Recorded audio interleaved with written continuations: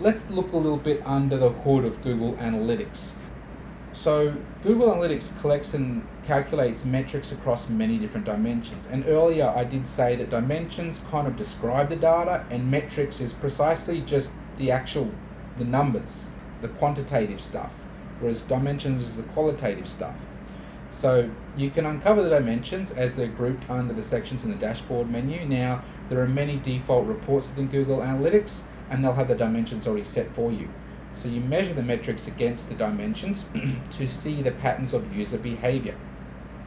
And you can apply even segments to these, which we're not going to cover in this, but segments are very powerful. If you don't segment the data, you're not going far enough. You need to find out who are returning users, who are new users, what certain demographics, where they come from, what technology they're using. You can really dive deep on your data and look at particular user habits or cohorts of your users and what they're doing. So in the metrics, you can see highlighted here in the green, some of the common ones are sessions, page views, bounce rates, time on site, conversions. Now this is a Google Analytics acquisition behavior conversion report. So you'll commonly see this in the acquisitions overview. So you can see here we've got the source medium on the left, and then we've got all the metrics defining that source medium coming in. So you can see how many users came in, how many of them are new users, how many sessions each user had, and then what the bounce rates are and so forth. Okay, so you've got the data, right? And you want to share the data with your teams. There are inbuilt functionality inside Google Analytics that will allow you to share one time. Say you wanted to share your report as a Google spreadsheet or a Excel spreadsheet, or even a CSV so someone can do some data crunching, or you want to make it look a bit pretty and easy to read as a PDF. You can do that, and you can output it, and you can send the email. You can set up the frequency to be daily, weekly, monthly, etc., or a certain type of custom calendar period. So you can do that within each of the reports by going to the export button. So when you log into the home screen of Google Analytics, you'll see a number of these default reports coming up, and Google is doing its best to provide you with kind of information at a glance. Very helpful stuff when you're logging in, so you can constantly see information bubbling up to the top that would be most likely important to you. So you can see things like your overall bounce rate, how many users are on your website, what kind of channels they're coming from, how well you're retaining users, where they're coming from, what are the periods of the day they're most what are the periods of the day that they're most active on your website. So you know when to push campaigns on your website. If you have flash sales and things like that, if there's a certain time of the week and at a certain time of the day they're going to be more engaged, that information is going to help you when you should be pushing those campaigns, right? So they offer you quick insights on performance, but you don't want to just rely on this stuff. This is really good to see what's going on, but you need to dive deeper to get some more information. This is good to kind of check the heartbeat of your website performance. I'm just going to go into what the breakdown of the accounts in Google Analytics. When you first set it up, you will need to make an account. So in this instance, we've got an overall account, and we make a property inside that account, and that property can have multiple views. Now, commonly, we set up one account. So you have a business account, and that business might have several websites, or it might have a website and an Android and an iOS app. So it really all depends. Many people out there might just have one business, one website, and maybe some multiple views. So that's how you do it. It's really up to you how you can do it. You could have subdomains of your website split up as all the properties and track them independently, or you could track them under one, or you could have a combination of different websites and different subdomains tracking as your properties. It really depends on you and how you want to keep things separated. If you have different business units and different teams and different, you want to split that stuff out, I would recommend keeping each product as a different property.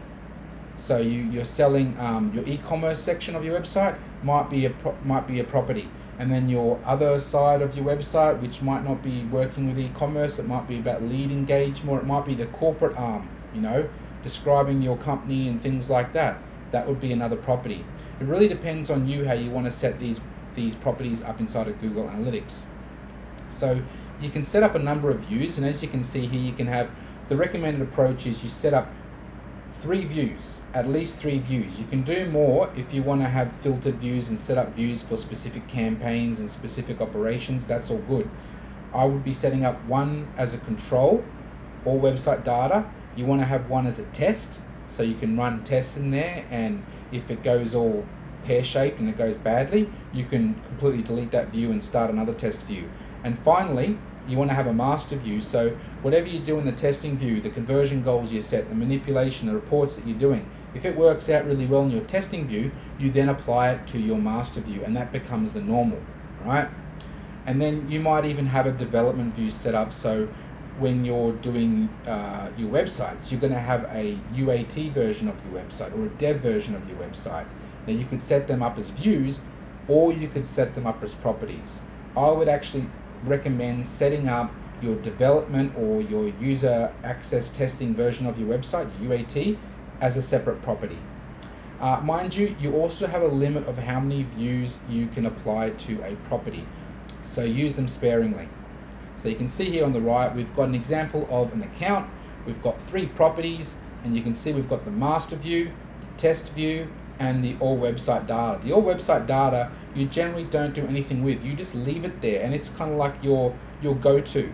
If any of your views muck up and there's something weird in them that you don't understand, or you're missing data, you go to your all website data, and that's your uncontrolled view of the data, and it should be in there. You can use it as a comparison tool to kind of analyze something that might be not working properly on your other views. We're going to go and describe the common reports that you'll see in Google Analytics, Universal Analytics, or Google Analytics 3. We have the real-time reports, so they provide a real-time analysis of users who are visiting your website.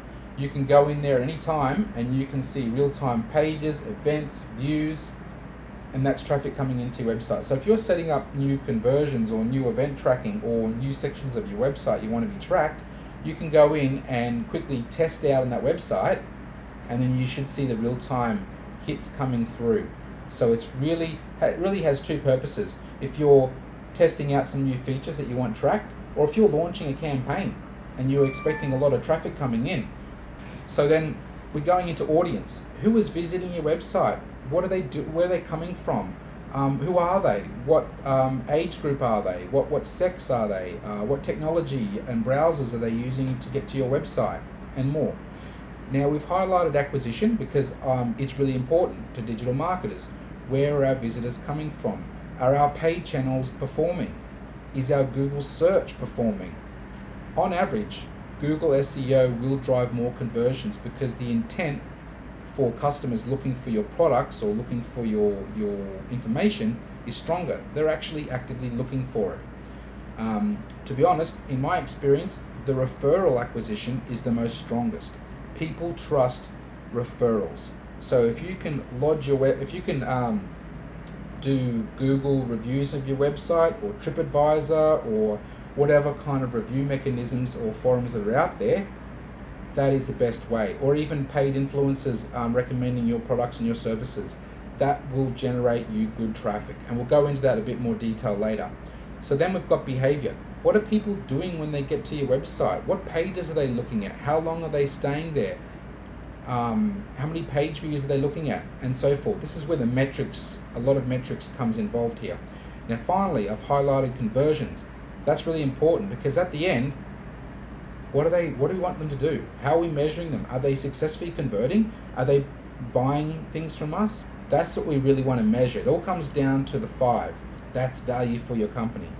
Okay, so again, we mentioned the ABC, and this is just a pictorial kind of view of it. Again, acquisition, what brought the users to the website? Behavior, what are they doing when they get there? Conversion, did they complete an activity that we wanted them to do? Did they buy a product? Did they sign up? Did they become a member? Those kinds of things. That's what we want to drill through. We want to get through the ABC. That's pretty much a funnel, how they got here, what they did, what was the outcome? Did they buy? Okay, so this is the real-time report section. So this is showing you real-time traffic that's coming into your website. So it has a default dashboard with a few useful widgets here.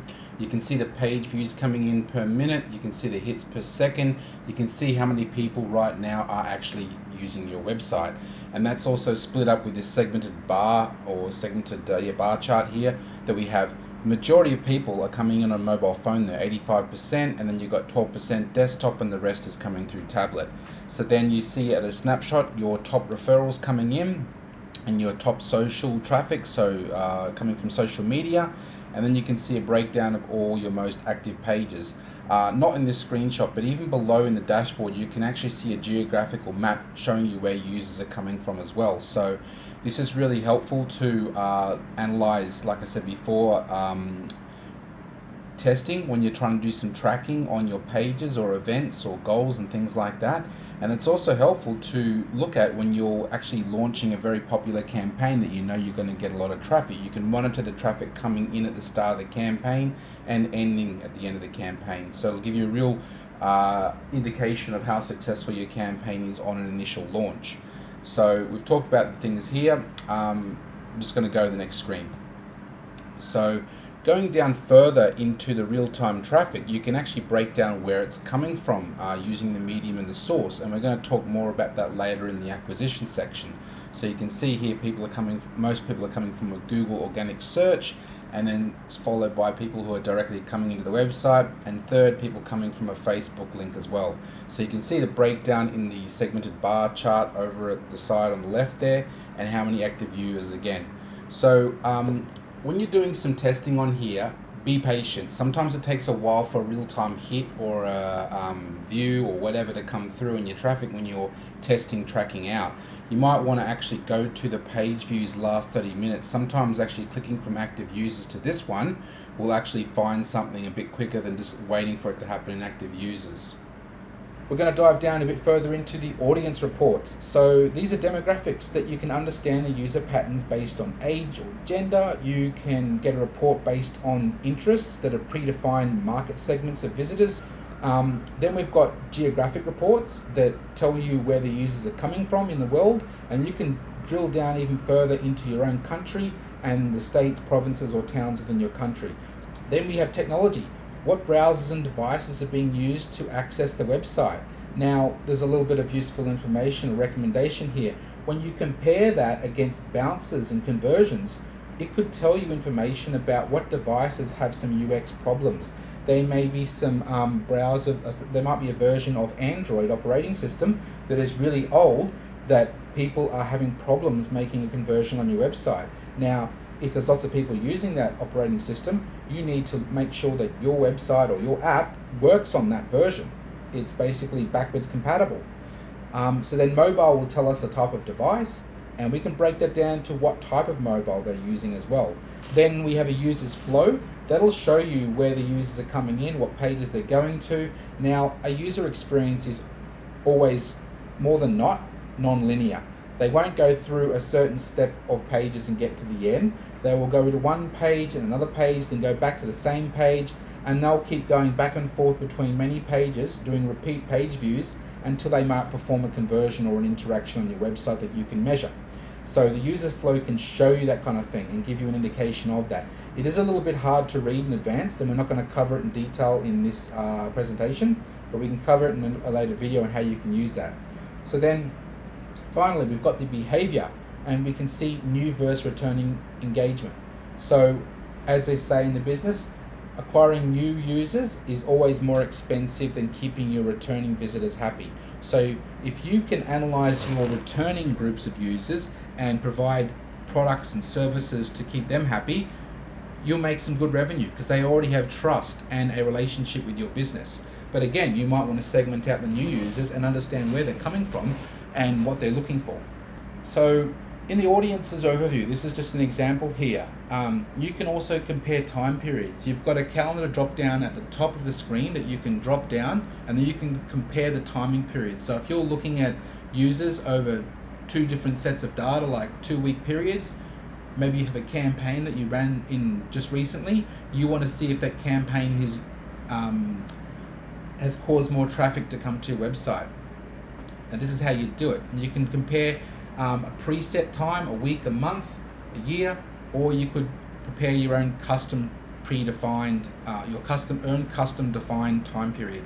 So it's recommended not comparing, this is from an e-commerce perspective, may not apply to everyone, but comparing month on month is a bit tricky with e-commerce because there's many trends are seasonal. You have many campaigns that might happen on certain times, like the iPhone releases are usually September, October every year, and they'll spike your traffic up. They'll spike your conversions up if you're selling that kind of product on your website. And other things like that might be seasonal. So to get a better indication, you might want to kind of eliminate those seasonal campaigns or compare longer time periods, like year on year. Okay, so again, keeping the comparison of the dates, we have the user versus session duration. So this report here is going to give me a snapshot of the new visitors versus the returning visitors. So we can see the newer period, January 10, 2020 to Feb 10, we have an increase of returning visitors. That's good for our business. That means we're getting more people coming back, and those people are more likely to make purchases off our website. So we can monitor that kind of information.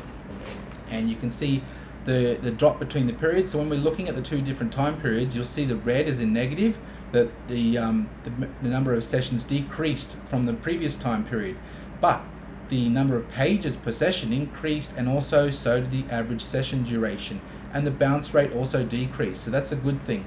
So you need to look at this data and analyze it carefully and find out what's really important to your business.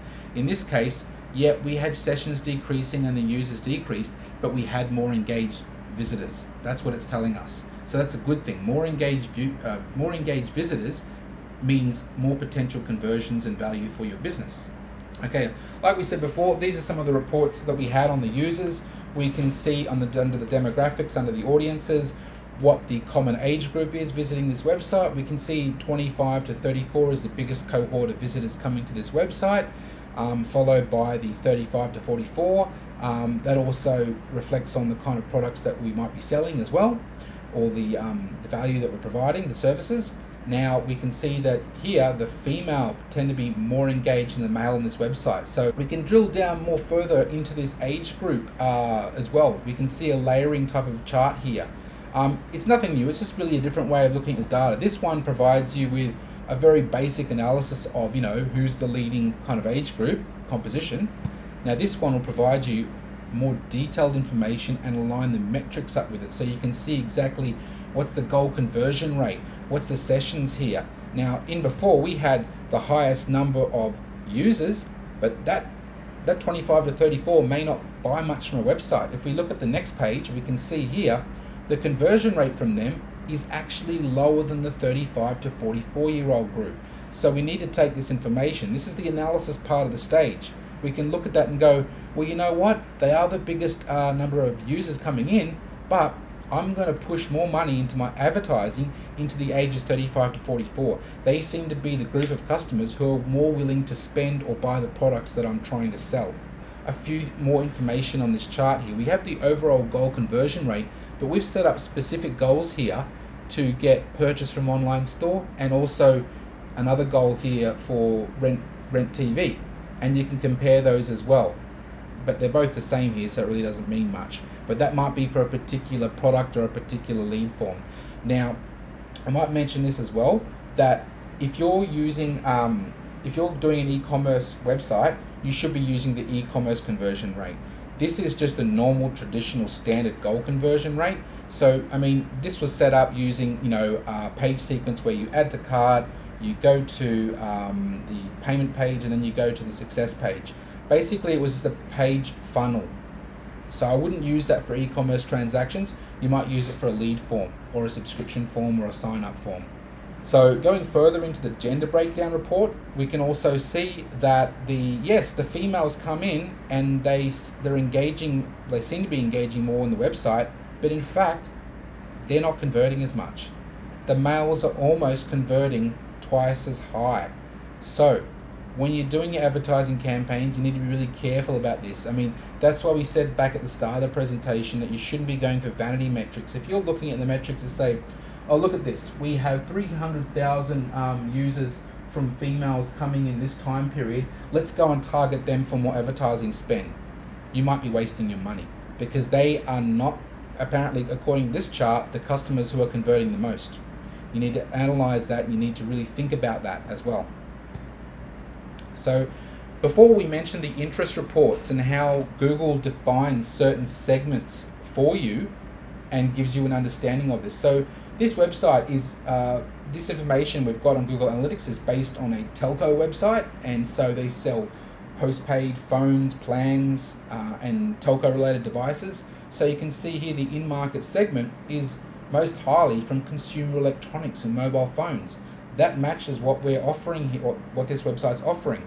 And then you can drill down and see the other associated segment groups that are coming from that as well. And here's another thing as well. If you're looking at this information and you can see people are coming through to your website from other kind of unrelated interest areas, you might think about posting your website or ads onto those type of websites. So if you're setting up a Google Ads campaign, you might want to target those particular categories of websites so your ads can display on them and bring in the customers. So that's really useful for you as well. And so we talked before about the location. This is how it presents it. You can view where the customers are coming from on your website. And it's all color coded here to where the highest density is coming from. So you can look at the first map of the world. We've got there's some countries that are not even coming through at all, but you can see here it's very obvious that Thailand is where the majority of the customers are coming from to go to this website. Now on the right, you can see a breakdown of the Thailand map, and you can see in detail the provinces of people where they're coming from. But you can see in particular the highlighted dark blue area in the middle of Bangkok, and that area, that's where most of the customers are coming from that are coming to this website. You'll also be provided with a dimension and your metrics coming over to the right here. So all the dimensions of your regions. We said before Bangkok was the highest number of users coming through, and pretty much all the other metrics are all higher as well, because that's where most of the customers are logging into the website. And you get the breakdown of all the other regions or provinces coming through later on. So you can see here I've highlighted the areas where the conversion rate is the strongest. So Bangkok might have the highest number of visitors, but the goal conversion rate, or the purchase from online store, that goal conversion rate we've got there appears to be higher from the outlying provinces, not Bangkok. So you need to analyze all those metrics together, and it really is important. The goal conversion rate is probably the single most important kind of metric you want to look at, because that's where people are actually buying a product or engaging with your website that you want to track your performance on your KPI with. The conversion is where most of the value resides. So conversions are usually like transactions or a goal that you've set up, and the way they calculate the conversion rate, you divide the number of goals by the sessions, and that's the conversion rate. Now some other platforms like Shopee, Lazada, and maybe some others, they could calculate conversion rates a different way. I believe Shopee and Lazada may use the conversion rate where they divide the goals over the users rather than the sessions. But this is the way Google Analytics does it, and it's hard to use this. You can set up your own custom metric if you want to align it with those ones, but that's more in the advanced section. The one thing I want to really impart on is that other systems and other analytical tools might have their own way of collecting data, and you'll usually get different results from them than Google Analytics. But if you're doing everything via Google Analytics, at least your methodology of your data analysis is consistent. That's the number one thing I want to impress on, is consistency. Even if they're not the same, you can measure the relative difference between improvement or dropping improvement on Google Analytics. So by using consistency, you can track performance, and you can make changes that help you improve your performance. So we have the browser technology report, and this shows me what browser people are using, how they're coming into the website. So the most popular browser is the Chrome browser, followed by the Android WebView and the Safari. Now looking at this data, I have a indication that, a feeling, a hunch. So you might have a kind of intuition about the data that you see here after you look for it after a while. We already said before that most customers are accessing the website via their mobile phones. My intuition tells me that the Chrome browser they're using is the one on an Android phone, followed by an Android web view, which is basically a little toaster or a pop-up window that you click on when you go to an email or a Facebook ad or something else that pops up over. Or Line. Line is a common one that does that. It basically covers your screen with a web view. It doesn't access the browser, it uses its own kind of in-app browser to get there. So you're looking at the conversion data, it's not telling us too much here except that the Safari in-app seems to have the highest conversion rate. And that might be because we have less people coming there, but they're more likely to make a purchase or make a conversion. So we're going into another one here where we've added a secondary dimension, being the mobile device branding. Now, in all these reports, I just want to impress on that you always have a primary dimension that's set up by default in these reports, and you'll have a secondary dimension. So your secondary dimension can be selected from this drop down. You can choose it, and you can add another dimension there to kind of break down your reports even further. So in the next chart, we've added a secondary dimension, which is mobile device branding. So that's following the intuition or the hunch I had before about what people are using. So when I look at that, I can see that people who are using an Apple iPhone in the Safari browser, then they're using the Apple and the Safari in-app, then they're using a Chrome browser, but they're using it from the Oppo phone, and then so forth like this. So this is really segmenting down your mobile viewers. This isn't going to be pulling up any information on your tablet or your desktop because you've chosen mobile device branding. You've already kind of segmented that data out. So you're only looking at your mobile users here. So from this information, we can see that the Oppo Chrome and also the Opera Mini, we're having some problems because the conversion rate is really low compared to the others. So that could kind of tell us that there could be some technology issues maybe on those browsers and those devices. So you could do some testing to understand if there's any kind of critical issues that you might need to address. So going further again into your mobile viewers, like we were saying before, we can see a high amount of people use their phones, and I feel we can use the breakdowns over here to do a pie chart, a bar chart, and a pivot table as well. Particularly the pie chart and the bar chart, that really graphically shows you the difference of these numbers, so it puts it in a bit more easy to understand information. And this one on the far right here, that'll tell you whether it's kind of underperforming to the baseline or overperforming. It may not be appropriate for some reports, but for say bounce reports or bounce rates, it would be very appropriate, and we'll show you that later in an upcoming slide. So in here we can see the mobile viewers, how many there are, and there seems to be the highest bounce rate. People on desktop are engaged a lot more than the mobile viewers. So there could be a problem here. Maybe the website could be optimized more for responsive devices. So we can see here, mobile, like I said before, 0.04% conversion rate. Highest bounce rate and lowest conversion rate. We could dig down further to find some information that might help us improve the user experience.